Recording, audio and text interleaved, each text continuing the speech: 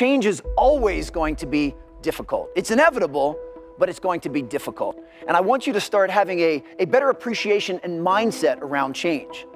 But first, I need you to understand that there are two types of change. First is the change that is imposed on you. But the other type of change, which I do want to make sure you pay attention to, is the type of change that you initiate. And I want you to start leaning into and seeking out change anywhere and everywhere that you can. If you want to know something about yourself, sit on your bed one night and say, my life is not everything I want it to be, and perhaps it's not everything that I need it to be. What's one thing I'm doing wrong, that I know I'm doing wrong, that I could fix, that I would fix? It's like, you meditate on that, you'll get an answer. And it won't be one you want, but it'll be the necessary one. You need to wake up every single day of your life and simply say, I'm going to do the best I can with what I have where I am. I'm going to do the best I can with what I have where I am. Whatever limitations are placed upon you because of this imposed change, you're not going to focus on that. You're going to focus on doing the best you can with what you have where you are. Anytime you make a change, it is going to be a prerequisite to you becoming more self-actualized. See, the goal to you raising your sales performance is to raise yourself, is to become the best version of yourself. Those two things will go hand in hand. And never forget, if you keep doing what you've been doing, you will keep getting whatever you've been getting. About 5 years ago, I met a wise and wealthy man who had spent his entire life studying success. And he'd reached a clear conclusion concerning the reason for success in life and especially in business. He's dead now, but I'll never forget what he told me, because I immediately recognized that he put the finger on my reason for success and yours, as we'll talk about in a minute. He said the key to success was to set a goal and then to stay with it until you achieve success in at least one important thing. He said that your subconscious mind will then accept that success experience and store it as a pattern, like a template. And then from then on, your subconscious will drive you and direct you and guide you to repeat the pattern of success in other things that you attempt. Another way of saying it is that nothing succeeds like success. Psychologists have demonstrated that achievement brings you a natural high. Once you've experienced your first great success, then not only are you unconsciously programmed to repeat it, but nothing else will ever give you the same wonderful sense of satisfaction. All high achievers know that. Anyway, I learned the truth of this idea many years ago when I first started traveling. I spent 8 years traveling around the world. And in many ways, a trip or a journey is a metaphor for life. My first big trip was that, and much, much more. It had such an enormous impact on me that I've never really gotten over it. My whole life has been different as a result of what I call the Sahara Crossing. Let me tell you about it. When I was 18, 3 friends and I decided we'd go off and see the world. We were well out of high school, and we were laboring in sawmills on the West Coast. This is in 1963, and a lot of our friends were heading for Europe to travel around with backpacks. So we decided to do something different. Nobody else was going to Africa, so we decided we'd go to Africa. Of course, it never occurred to us to ask why it was that no one else was going to Africa. And that was our first mistake. After working and saving for a year, the 4 of us piled into an old 1946 Chevy and drove out of Vancouver, bound for Montreal, via Toronto. Actually, we just passed a couple of blocks from here on our way on that trip. It was late at night when we left. It was pouring rain. We were all 20 years old, and we were off to see the world. Anyway, I learned later that almost every great venture begins with an act of faith, like driving into the dark, into the unknown. In a way, nature protects us by shielding us from knowledge of the difficulties and obstacles that lie ahead. Because if we really knew all the problems we would face, the setbacks, the suffering, the temporary failure, and the disappointments, many of us would hesitate about ever even starting out at all. And our plan was to drive across country to Montreal, get jobs on ships to work our way across the Atlantic, and then head south across Europe to Africa. Pretty basic plan. However, as it happened in Montreal, one of the guys decided to give up and go home, and so he left us. Well, that left 3. The other 2, after one day, still remember that, after one day of looking for work on the waterfront, decided to quit. Decided to quit trying and to spend their limited savings to pay their way across the Atlantic, rather than to work their way.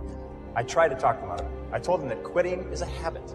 If you quit the first time you run into difficulties, you'll always quit when the going gets rough. You will, in effect, establish a pattern for failure rather than a pattern for success. But their minds were made up, so we split our savings and they took passage on a ship to England. I worked on a construction site in Montreal, hauling heavy things for the entire winter, and then I got a job on a Norwegian freighter out of Halifax in late February and arrived in England in mid-April. As I had predicted, my friends had quit and stayed in England working at odd jobs. However, we soon made up, good buddies again. Once more, we headed for Africa. At this time, all we had was an 8.5 by 11-inch page about this size that had Europe and Africa all on the same map, on the same page. And it seemed to be a very simple thing to go from London, which was up here, to Johannesburg, which was down here. And it's just one page. And I mean, we sort of drew a straight line, and we thought, you know, well, oh yes, there was a little orange part right across sort of a band right through the middle there called the Sahara Desert. Well, we thought, well, we'd just whip over that and get down to the green part on the map. There's no problem. I'm without a word of a lie, this is true. We didn't stop to think that the total distance was about 8,000 miles. See, we were big picture people. We didn't let ourselves get bogged down with details. We were young and we hadn't learned that it's the details that get you every single time. So we took a train down to London. There we bought bicycles. See, we never heard of anyone riding from London to Johannesburg on bicycles, so we decided that we would do it first and become famous. That was another mistake. We soon learned that when you ride bicycles across France in the springtime, you find that the hills are all uphill and the wind is always in your face. So likewise, I found that when you embark on any new venture, you often find the same thing. Everything seems to go wrong, usually at the worst possible time and in the worst possible and most expensive way, like starting a new business or a new career. Anyway, after 2 weeks of grinding along on bicycles, uphill the whole way, which seems like a geographical impossibility, but it's true, we said, the heck with this. We loaded the bikes on a train and we rode across France and Spain to Gibraltar. There we sold the bicycles and bought a Land Rover with our last dollar. So now we had a little problem. We were out of money. We'd exhausted our meager finances buying the Land Rover, and we didn't have enough money for fuel and equipment. So we all sat down. We consider ourselves great writers at that time. We all sat down and wrote letters to everybody that we knew, pleading for money, telling them how desperate our situation was. Sitting here looking across the Straits of Gibraltar to Africa. All we needed was just a little bit of money to get us over there. Anyway, eventually we got a little bit of money here, and a little bit of money there, and then we got one big score. I'll never forget this. An uncle of Jeff's that he'd only seen once in his life sent us 100 pounds.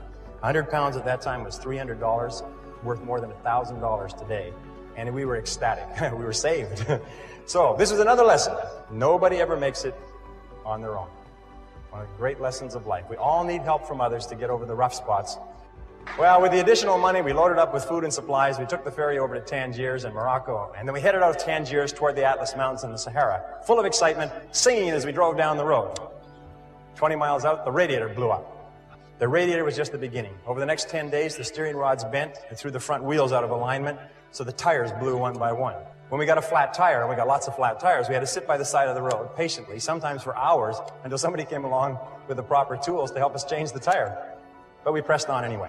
As we drove deeper into Morocco and over the Atlas Mountains and onto the Sahara Escarpment, we entered into a world that had changed very little in 1,000 years.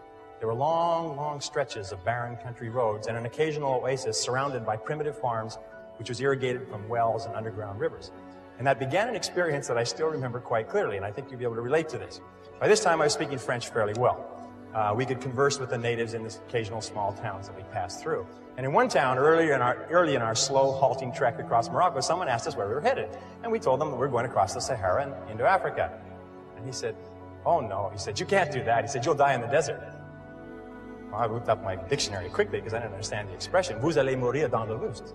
We then began to hear this on a regular basis everywhere we went. We'd stop in a small town, and people would bring their friends up to us and introduce us as the young men who were going off to die in the desert. Well, they seemed quite cheerful about it, but after a while, we found it kind of irritating. I mean, and by the way, these were not your average Arabs. These were Bedouin and Tuareg. These were desert people, members of tribes that lived in the Sahara for 1,000 years. I mean, they were in a position to know what they were talking about. And I learned a valuable lesson from this. I learned then, and for the rest of your life, whenever you try to do something out of the ordinary, people will line up to tell you that you can't do it, why you can't do it, that you'll lose your time, you'll lose your money, that you will, in effect, die in the desert. Even people who should know better will try to discourage you. To achieve anything greater worthwhile, you must train yourself to rise above these people, ignoring them and pressing on toward your goal regardless. Your time is your most valuable asset, and your ability to use your time, to spend your time well, largely determines your success and your income and everything that happens to you. And this brings us to what we call the law of forced efficiency. Now, the law of forced efficiency says there is never enough time to do everything, but there's always enough time to do the most important tasks. When you start to get under the gun, you have tremendous pressure. You have to have a job or task or project complete by a certain time. It's amazing how efficient you become. You become forced to be efficient. So the key in using the law of forced efficiency is to get really efficient before you run out of time. And the way you do it is you ask a couple of questions. One of the questions you ask is, what are my most valuable tasks? What are my most important tasks? What are the things that you do each day that are more important than anything else? Another question you can ask is, why am I on the payroll? What results have you been hired to accomplish? Of all the results that you can accomplish, what are the most important results that you could accomplish today?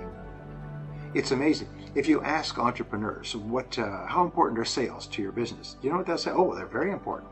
Then if you follow entrepreneurs around for any period of time, one study showed that the average entrepreneur spends 11% of his time on sales and marketing. And the other 89% of the time is spent just doing busy work. And of course, once you start to do busy work, the busy work increases and increases almost like rabbits multiply. A third question you can ask for the law of forced efficiency is, what can I and only I do that if done well will make a real difference? Every hour there's an answer to this question for you. What can you and only you do that if done well will make a real difference? This means that if you don't do it, nobody else will do it. But if you do it and you do it well, it can make a difference to your life and to your business. And the final question for forced efficiency is this: what is the most valuable use of my time right now? This is the greatest of all questions in time management. And all the books and tapes and courses and time management systems all come down to the answer to this question. What is the most valuable use of your time right now? Whatever your answer to that question is, minute by minute and hour by hour, be sure that you're working on that and not something else. And you'll become one of the most efficient people in your business.